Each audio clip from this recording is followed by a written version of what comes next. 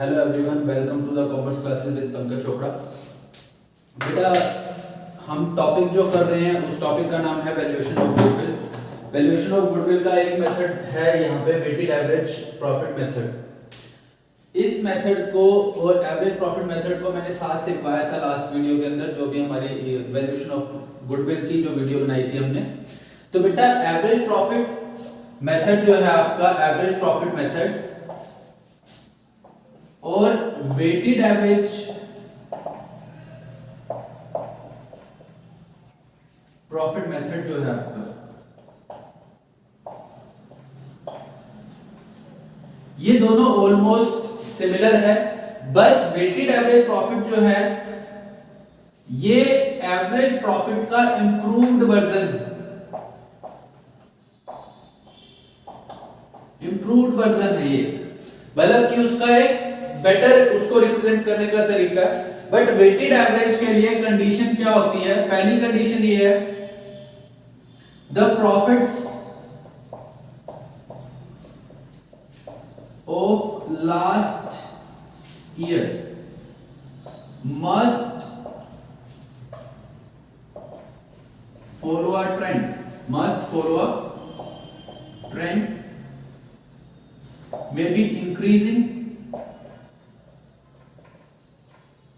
और डिक्रीजिंग। तो जो आपका प्रॉफिट है, जो लास्ट ईयर के प्रॉफिट्स हैं, लास्ट ईयर प्रॉफिट जो भी है वो किसी ना किसी ट्रेंड को फॉलो करे, या तो इंक्रीजिंग ट्रेंड को या डिक्रीजिंग ट्रेंड को, तब हम इसको फॉलो कर सकते हैं। मतलब ये है कि प्रॉफिट या तो कॉन्टिन्यूअस इंक्रीज हो या कॉन्टिन्यूअस डिक्रीज हो।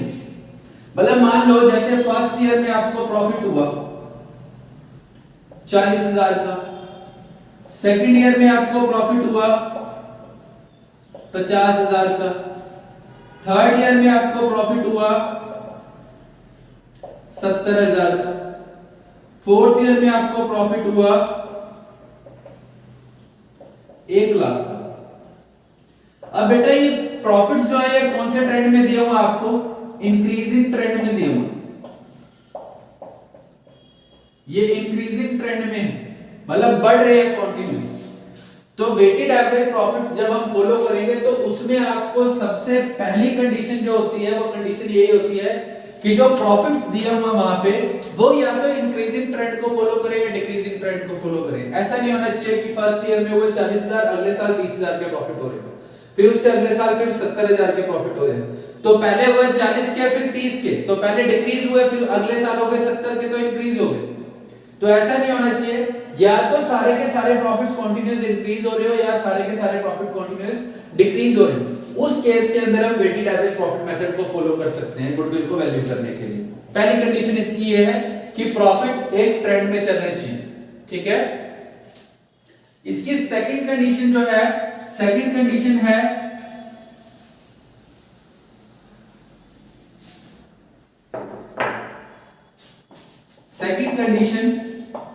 the highest weight should be या फिर आप बोल सकते हो must be assigned to latest profit। जो हाईएस्ट वेट होगा, जो सबसे ज्यादा हम प्रेफरेंस देंगे, वो ज्यादा प्रेफरेंस किसको देंगे? लेटेस्ट प्रॉफिट को। जैसे मान लो अभी करंट 2020 चल रहा है, तो 2020 चल रहा है, तो इससे लेटेस्ट क्या होगा? प्रॉफिट जो आया होगा 2020 31 मार्च को जो आपको प्रॉफिट आया होगा वो लेटेस्ट है। उसके बाद जो लेटेस्ट था क्या था? उससे कम जो मतलब इंपॉर्टेंस करता है वो उससे लास्ट ईयर का, फिर उससे लास्ट ईयर का, फिर उससे लास्ट ईयर का। मतलब कहने की बात यह है कि वेटेड एवरेज प्रॉफिट को फॉलो करने के लिए दो कंडीशन को फॉलो करना है। पहली चीज आपको ये देखनी है कि प्रॉफिट इंक्रीजिंग ट्रेंड में है, डिक्रीजिंग ट्रेंड में। अगर प्रॉफिट किसी ट्रेंड को फॉलो कर रहे हैं तब हम वेटेड एवरेज मेथड को फॉलो कर सकते हैं। नंबर 2, जो वेट असाइन किए जाएंगे, मतलब सपोज उनको वेट दे रहे हैं 1 kilo, 2 kilo, 3 kilo, 4 kilo, 5 kilo, जो भी वेट उनको असाइन कर रहे हैं वो वेट आपको डिक्रीजिंग ट्रेंड में देने हैं। डिक्रीजिंग ट्रेंड में कैसे होगा? जो लेटेस्ट होगा जो लेटेस्ट होगा, जो सबसे पहले प्रॉफिट हुआ होगा, जो लास्ट ईयर का प्रॉफिट होगा, उसको सबसे ज्यादा वेट असाइन करेंगे, उससे लास्ट ईयर को उससे कम, फिर उससे कम, फिर उससे कम, ऐसे कंटीन्यूअस डिक्रीज करते जाएंगे वेट को। सबसे ज्यादा वेट किसको देना है? जो लेटेस्ट प्रॉफिट है। उसके बाद जितने भी प्रॉफिट्स है उनको वेट रिड्यूस करते जाएंगे, उनका वेट। इसका रीजन क्या होता है? क्योंकि गुडविल को वैल्यू कर रहे हैं फ्यूचर प्रॉफिट्स के लिए। तो जो लास्ट ईयर में प्रॉफिट हुआ, उस प्रॉफिट के नेक्स्ट ईयर में होने की ज्यादा संभावनाएं हैं या ज्यादा पॉसिबिलिटीज हैं, बट उससे लास्ट ईयर में जो प्रॉफिट्स हुए उसके होने की जो पॉसिबिलिटीज है वो कम है। सिंपल टर्म्स में अगर मैं आपको बताऊं कि अगर मेरे को आपका स्टेटस चेक करना है कि आप स्टडी वाइज कैसे हैं, तो मैं ये थोड़ी देखूंगा कि आप फर्स्ट क्लास में कैसे पढ़ रहे थे। मैं ये देखूंगा कि अभी आप 12th क्लास में हो तो आपकी 11th क्लास में परफॉर्मेंस क्या थी, वो मेरे लिए मैटर करेगी। उसके बेसिस पे मैं आपको बता सकता हूं कि आपका 12th में रिजल्ट क्या आ सकता है। लेकिन आपकी 10th में, 9th में या 8th में क्या परफॉर्मेंस थी, उसका जो रिजल्ट है वो मेरे लिए 12th क्लास के लिए कम मैटर करेगा। मैटर करेगा वो भी, लेकिन कम मैटर करेगा। क्यों? क्योंकि पिछले साल आपने काफी अच्छे से परफॉर्म किया, तो उसके बेसिस पे मैं आपको बता सकता हूं कि आपकी करंट रिजल्ट, जो आपका 12th क्लास का रिजल्ट आने वाला है, वो क्या होगा। समझ रहे हो आप मेरी बात को? तो वेटेड एवरेज प्रॉफिट के अंदर आपको दो कंडीशन देखनी है। सबसे पहले कि प्रॉफिट किसी ट्रेंड के अंदर होनी चाहिए, या तो इंक्रीजिंग में या डिक्रीजिंग में, या तो कंटीन्यूअस इंक्रीज हो या फिर कंटीन्यूअस डिक्रीज हो। दूसरी कंडीशन ये है कि जो भी लेटेस्ट प्रॉफिट होगा उसको सबसे ज्यादा वेट देना है, और उसके बाद धीरे धीरे वेट्स को कम करते जाना है। जैसे जैसे प्रॉफिट्स आएंगे वैसे वैसे वेट्स को कम करना। ये आपका वेटेड एवरेज प्रॉफिट मेथड है।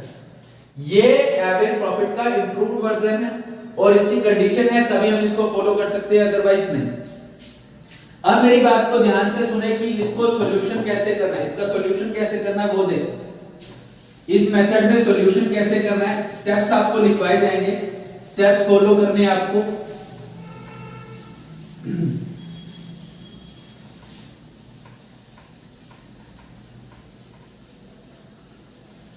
देखो स्टेप नंबर 1, स्टेप नंबर 1 हम क्या करेंगे? कैलकुलेशन ऑफ एवरेज प्रॉफिट, या फिर आप इसको बोल सकते हो सबसे पहले हम निकालेंगे ऑपरेटिंग प्रॉफिट। ऑपरेटिंग प्रॉफिट आपको निकालने सिखाए जा चुके हैं लास्ट वीडियो के अंदर। जब आपने एवरेज प्रॉफिट मेथड किया था उसके अंदर आपको बताया गया था कि ऑपरेटिंग प्रॉफिट कैसे निकलेंगे। इसके अंदर आपको एडजस्टमेंट करनी है। इसके अंदर एडजस्टमेंट किसकी करेंगे?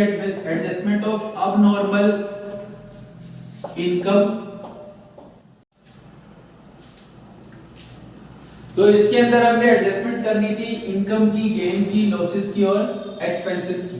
ये हमने सीखा था वहां। इसके बाद आपको क्या करना है? इसके बाद आपको स्टेप 2 के अंदर करना है calculation of weighted average profit. इस स्टेप के दो पार्ट है। सबसे पहले आपको एक टेबल बनानी पड़ेगी। टेबल के अंदर आपको क्या क्या लिखना है वो सब बताता हूं मैं। सबसे पहले आपको लिखना है ईयर, जो भी ईयर्स वहां पे दिए हुए हैं, सपोज 2011, 12, 13 और 14, जो भी ईयर्स आपको क्वेश्चन के अंदर गिवन है वो ईयर्स लिखने हैं। उसके बाद लिखने हैं आपको एवरेज प्रॉफिट। जो भी आपको ये जो एवरेज प्रॉफिट लिखने हैं, कैसे लिखने हैं? ये ऑपरेटिंग प्रॉफिट लिखने हैं आपको। ये कौन से प्रॉफिट लिखने हैं? Operating profit. जो कि आपका स्टेप 1 का आंसर होगा वो प्रॉफिट्स यहां पे लिखेंगे। सपोज मेरे पहले ईयर में प्रॉफिट हुए 40,000, दूसरे ईयर में हुए 50,000, फिर हुए 70,000 और फिर हुए 1,00,000। ये मेरे प्रॉफिट्स हैं। अभी मेरा ईयर जो चल रहा है वो चल रहा है 1 अप्रैल 2014। इस डेट पे हम बिजनेस को सेल करने वाले। ये हमारा ईयर है, करंट ईयर। एवरेज प्रॉफिट लिखे, उसके बाद वेट्स असाइन करने हैं, और उसके बाद आपको क्या करना है? प्रोडक्ट। आपको वेट्स असाइन करने हैं। वेट बेटा, वेट का मतलब मैंने अभी आपको सिखाया कि प्रॉफिट्स जो हैं वो किसी ट्रेंड को फॉलो करें। तो यहाँ पे ट्रेंड को फॉलो कर रहे हैं, इंक्रीजिंग ट्रेंड को। पहले 40,000, फिर 50,000, फिर 70,000 और उसके बाद 1,00,000। अब वेट असाइन करते टाइम मैंने आपको बताया था जो सबसे लेटेस्ट प्रॉफिट है उसको ज्यादा वेट असाइन करना है। तो बेटा ये देखो सबसे लेटेस्ट प्रॉफिट कौन सा है 2014, क्योंकि 31 मार्च 2014 का लेटेस्ट प्रॉफिट आया होगा, तो इसको सबसे ज्यादा वेट असाइन करना है, सबसे ज्यादा इंपॉर्टेंस इसको है। तो टोटल प्रॉफिट कितने हैं 1 2 3 4, तो सबसे ज्यादा वेट मैं लास्ट ईयर को दूंगा, यानी कि इसका वेट होगा 4, इससे ऊपर वाले का 3, फिर 2, फिर 1। डिक्रीजिंग ट्रेंड के अंदर आपको वेट असाइन करने, आप उल्टा स्टार्ट करें, लेटेस्ट वाले को सबसे ज्यादा वेट दिया, उससे पीछे वाले को उससे कम, उससे पीछे वाले को उससे कम, और उससे पीछे वाले को उससे कम। ये वेट्स आपको क्वेश्चन के अंदर गिवन होंगे। अब इसके बाद आप इसको प्रोडक्ट करेंगे। प्रोडक्ट का मतलब क्या है, मान लो सपोज ये आपका कॉलम नंबर ए है, ये आपका कॉलम नंबर बी है, ये आपका कॉलम नंबर सी है। तो डी को कैसे कैलकुलेट करेंगे, बी को मल्टीप्लाई कर देंगे सी से, मतलब इनका आपस में मल्टीप्लाई करोगे, फर्स्ट का आएगा 40,000, 50 को 1 से करोगे तो ये आ जाएगा 1 लाख, 70 को 3 से करेंगे तो 2,10,000, और 1 लाख को 4 से करेंगे तो 4 लाख। टोटल कर लो 4 और 2 6 और 1 7, 7,50,000 टोटल आ गया आपका प्रोडक्ट का 7,50,000। वेट्स का टोटल कर लो, वेट का टोटल है 4 3 7 2 9 और 1 10, ये आपके वेट्स आ गए। तो बेटा सबसे पहले आपको ईयर लिखने हैं जो भी ईयर्स दिए हुए हैं, उसके बाद ऑपरेटिंग प्रॉफिट लिखने हैं जो आप स्टेप 1 में कैलकुलेट करोगे, उसके बाद वेट्स असाइन करने हैं, वेट असाइन के बाद इनका प्रोडक्ट निकालना है, प्रोडक्ट कैलकुलेट करने के बाद सेकंड स्टेप में आपको क्या करना है, इसके बाद सेकंड काम आपको क्या करना है, आपको निकालना है वेटेड एवरेज प्रॉफिट। ये कैसे निकलेगा, total of product divide by total of weight, total of product divide by total of weight. सबसे पहले इस तरीके से आपको प्रोडक्ट निकालना है, प्रोडक्ट निकालने के बाद उसका टोटल करना और वेट्स का भी टोटल करना है। वेट देखो बेटा फर्स्ट ईयर में 1 फिर 2 फिर 3 फिर 4, इन तीनों को चारों को टोटल किया तो आंसर आया 10, प्रोडक्ट को भी टोटल किया तो इसका आंसर आया 7,50,000। ये आपका सेकंड स्टेप है। इसके बाद थर्ड स्टेप में हम क्या करेंगे, थर्ड स्टेप के अंदर करेंगे कैलकुलेशन ऑफ गुडविल।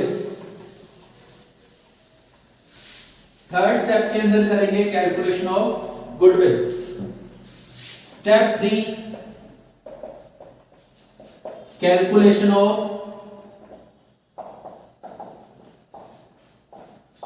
गुडविल। ये कैसे निकलता है, गुडविल निकलेगी, goodwill is equal weighted average profit multiply by number of purchase year. इस हिसाब से आप गुडविल को कैलकुलेट कर लेंगे।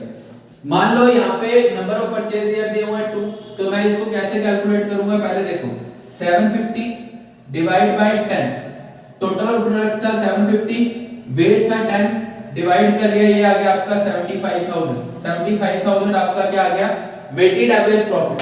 बेटा एवरेज प्रॉफिट जैसे कैलकुलेट कर रहे थे वैसे he waited average profit calculate करना, बस फर्क ये है कि वेट देके उसका पहले प्रोडक्ट निकालना, ठीक है। गुडविल कैसे निकलेगी, वेटेड एवरेज प्रॉफिट आया आपके 75,000 मल्टीप्लाई यहाँ पे नंबर ऑफ परचेज ईयर मैंने माने हैं 2, तो आपकी गुडविल कितनी आ गई 1,50,000। इस तरीके से बेटा आपको सॉल्व करना है। इसके दो सम्स बुक के अंदर गिवन है, क्वेश्चन नंबर 7 और क्वेश्चन नंबर 8, उनको आप ट्राई करके देखें, इजीली आपसे क्वेश्चंस हो जाएंगे। और अगर फिर भी कोई प्रॉब्लम है तो आप मेरे को बताएं कि सर हमारे को इस टॉपिक के अंदर ये प्रॉब्लम आई। अगर आपको लगता है कि कोई प्रॉब्लम है तो हम इसका नेक्स्ट वीडियो के अंदर एक क्वेश्चन भी कर लेंगे ताकि इजीली क्लियर हो जाए। ओके बेटा, थैंक यू।